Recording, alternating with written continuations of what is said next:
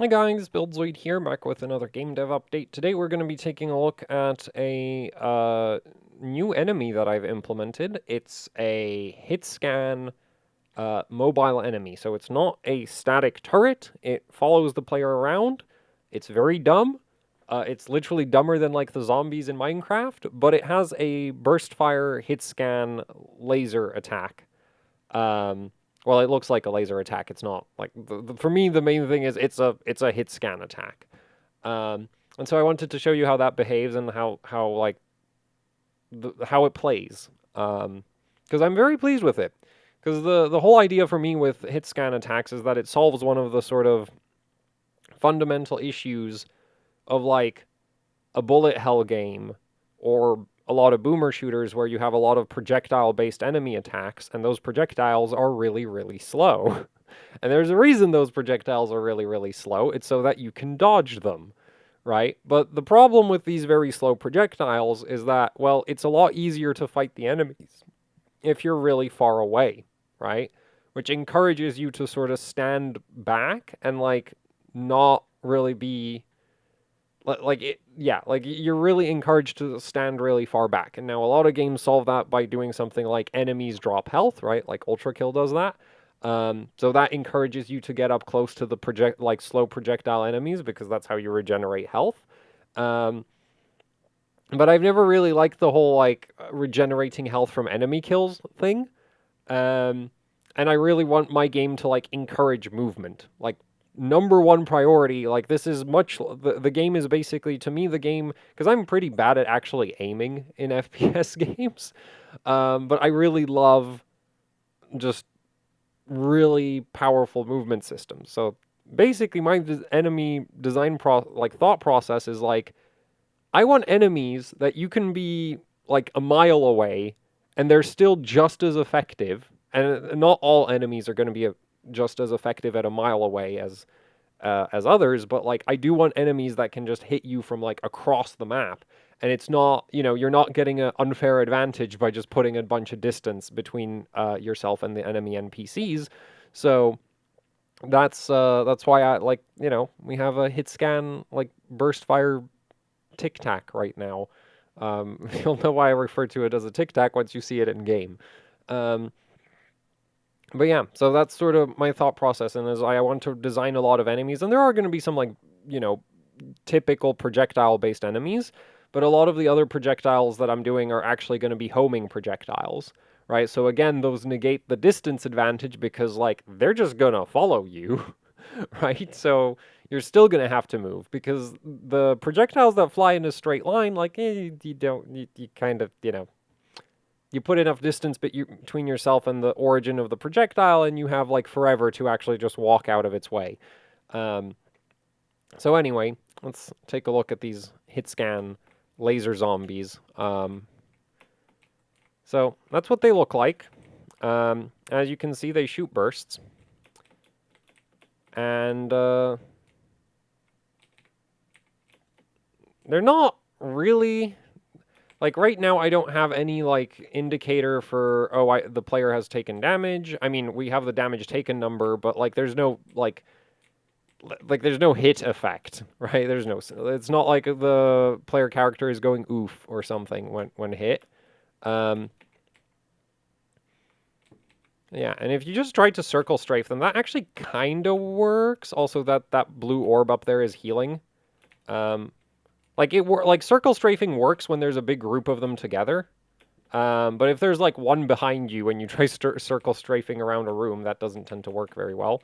I'm gonna try not to take 100 points of damage, and actually let's try get some kills here.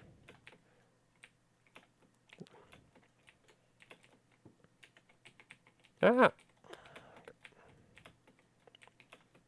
Also, when it comes to like health, in this game specifically, I've decided that I'm just gonna solve the whole healing problem with putting the health spawn, like health pickups, in just really stupid locations. Like 10 meters up in the air in the middle of the like in between all of the zombie spawners because there's a spawner. Though that spawner, oh, everything that spawns from it gets stuck on that corner. I need to do something about them getting stuck on corner. Wait, they're not supposed to get stuck in corners unless they can see the player. So I'm not sure why they were stuck on that corner. I guess I was really in the air a lot. Is probably why. No.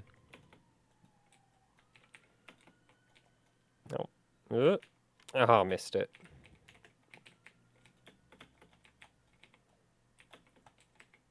Also, they do get stunned when they take damage. So,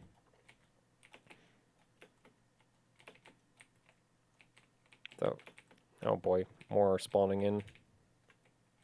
Ah! Yeah, so that's sort of my thought process, because I really want the game to be about, like, moving. And you might notice that, yeah, I'm, like, kind of over-relying on the rocket launcher, because I think I gave these guys too much health. Like, the rocket launcher is just... that's, like, the funny thing. It kind of has the same issue that Get to the Orange Door has, in my opinion, where, like, the guns are actually really trash.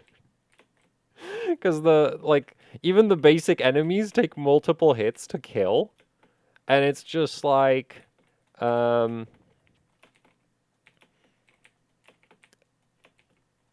the end result of that is that, especially early game, like, you're better off just meleeing all the enemies to death than you are trying to shoot them with your pistol, because your pistol takes several hits, whereas you can, like, one-shot them with a punch. Which I'm not going to have a melee attack in my game. Also, you'll notice that I'm actually managing to, like, double heal on the health pickup. And I'm not sure how I took 5 damage from something, because the zombies are supposed to always do 10 damage, but... yeah, not sure what's up with that. How we're at minus 65, but...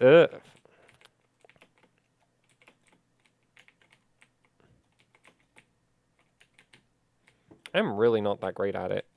At getting at the heal orb. But the way the heal orb works is it only heals you every time you enter it.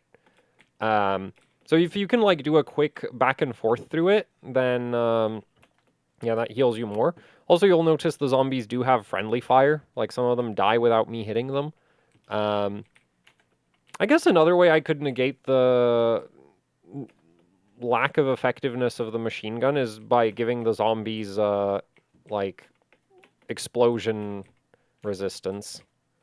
But yeah, if I stand still, they're just gonna... Wait, what? Why didn't... Oh, well, yeah, they'll eventually do a lot of damage. I think I need to also put some logic in so that they don't, like... Because, you know, like, right now they keep trying to beeline the player, and it's like, nah, I think once they get within a certain range, they should just stop moving and just kind of stand around, or maybe strafe side to side. So that is definitely something that I should probably implement, because right now they are very dumb. They don't have a melee attack. I guess I could give them a melee attack, though. That would also fix that issue, is just give them a chainsaw, and they run up to you and slice you up. That is actually what I've been thinking, because, like, my idea is, like, oh, these will be, like, drone enemies or something, because, this, like, I'm gonna do like, kind of modern / well, futuristic settings. So, yeah, I'm gonna give them a lightsaber, or a taser or something. And like, if they run up to, if they touch you, they're just gonna, like, kill you, or do way more damage than the little laser pointer does. Yeah, now there's so many of them that they're really doing a number on me.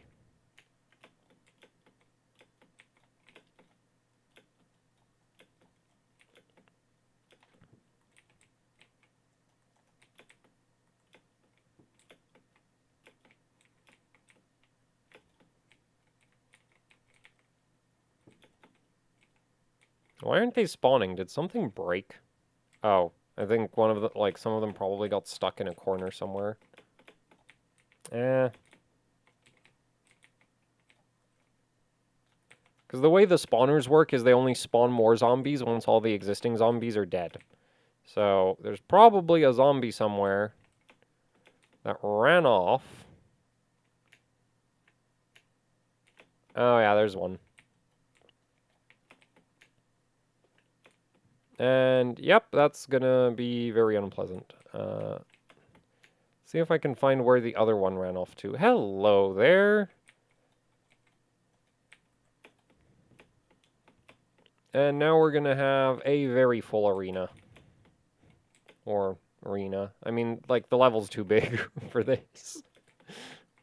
I didn't know I was gonna be putting zombie spawners in when I designed this level.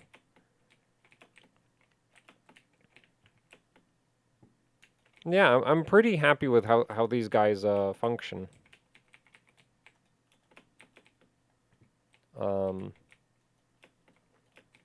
They're obviously not perfect, but like they're already kind of fun, in my opinion. And yeah, there's not enough variety, but that's why we have the things like there's the shark missiles, which just clip through walls and everything, and they'll just chase the player around. So like there will be a lot of reasons to not stand still. Another idea I have is I want some big enemies that, like, especially on this level, will just sort of like chill in an area, and those will give you an excuse to use the piercing weapon options. Like, technically the piercing weapon works against the zombies, but it's just not very effective. I guess I should give it like extra damage or something.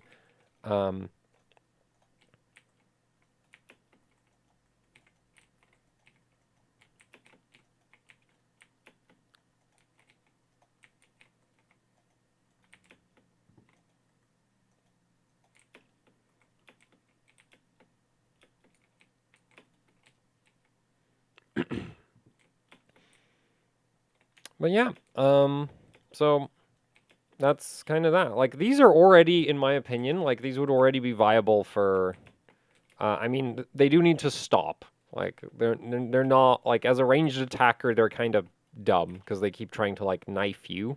But, yeah, they're, like, the way the aiming logic works is what I'm really pleased with, because that was, like, my biggest concern is, like, these are going to be, like, automatic hit scan weapons. This is potentially going to be extremely, like, bad. Because I really don't want this to be a cover shooter. Right? Like, obviously, not having line of sight is a good thing, but I don't want it to be a case of, like, you, the player, go hide behind cover and then your health regenerates, because that's lame. So,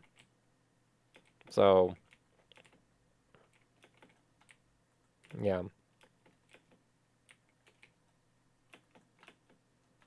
Anyway, that's it. Hopefully this is somewhat interesting, even though it is extremely basic. This is a real problem. Is like I implement one feature and then I spend like 30 minutes playing with it. Actually, I think I've spent way more than 30 minutes playing with these zombies. Their health has gone up and down. Their damage resistances have gone up and down. Their attack has been tweaked several times. Actually, ever since I implemented them, I've also been fiddling with the actual like weapon stats again, because yeah, like. And the stupid thing about this is, like, I'm going to implement another enemy, and I'm going to go through this all over again. I'm going to sit there, and I'm going to fiddle with the attack modes of the enemy, and then I'm going to fiddle with the gun stats, and then I'm going to, like... And then at some point, I'm going to put all the enemies in the arena together, and I'm going to go fiddling with everything again. So, yeah, I am not an efficient developer by any means. Because I get distracted by even the most basic functionality be mildly entertaining. And one thing I'm kind of annoyed about is that currently the crouch mechanic has like extremely... It feels really pointless, right? Because there's like a momentum preservation from crouching. Right? So if you want to like get going in a certain direction, and then actually the shotgun tends to be better for that. And it's just like, yeah, that's cool and all, but like, why would you ever actually do that? Especially since like you need to like there's a automatic hop up when you let go of the crouch button, and that especially against these guys seems to actually just kick you in their line of fire. So, not ideal. But I don't know, maybe, like, I think that's maybe a level design issue. Also, speaking of level design, I'm thinking I'm going to make another arena that's going to just be like a big pipe, and then there's going to be some like traverses through it. Because I have one like this arena is still pretty open, and the very first level that I designed for this game is just extremely open. It's like a little sky island thing, which is still gonna stay. But these guys are. They might work. Currently, they don't have a fear of heights, which I'm gonna add. I'm just gonna put like a raycast pointed straight down, and if they detect that there's no floor in front of them, they're just gonna stop, and then change directions. Not sure how I'm going to implement the change directions thing. Actually, I guess I could just have them stop. Yeah, yeah, they could just stop. That works too. They don't need to be particularly clever. They could just stop. Because all I want, like, I just want them to not fall off ledges and stuff, right? Unless they can detect that there's like another ledge that they can land on. Like, basically, I don't want them falling off of a sky island. I don't mind if they fall off of a high place, because I don't think, like, the player doesn't have fall damage. I don't think I'm going to give the enemies fall damage. Fall damage is lame. So yeah. Well, no, fall damage has its uses, but generally speaking, kind of lame. So yeah. Anyway, I think right now I'm giving you a perfect demonstration of how easily distracted I am. So by my own terrible creation, but anyway, so I'll end the video here. Hopefully you found this somewhat interesting. If definitely not useful. It's not like we went over any code, but yeah, that's kind of what I'm thinking in terms of enemy design. Is there's going to be a lot of random hit scan. There's going to be flying hit scan enemies. Like, these guys are grounded, but there's going to be drones with hit scans. There's also going to be projectile enemies. But yeah. Also, actually, one last thing. The gun that these guys are using, it's modular. Yeah. Theoretically, I could replace that with a projectile weapon, and they would still use their current firing logic. So the gun itself actually, like, the gun literally just is used as a representation of the raycast system. So I just say, like, fire, and that's it. And then the aiming control is handled by the enemy and everything. Because, yeah, I wanted, like, a nice little modular fire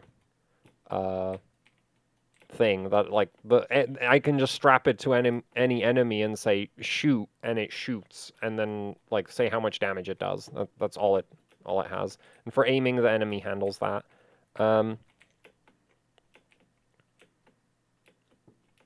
So yeah, there, that'll actually be it.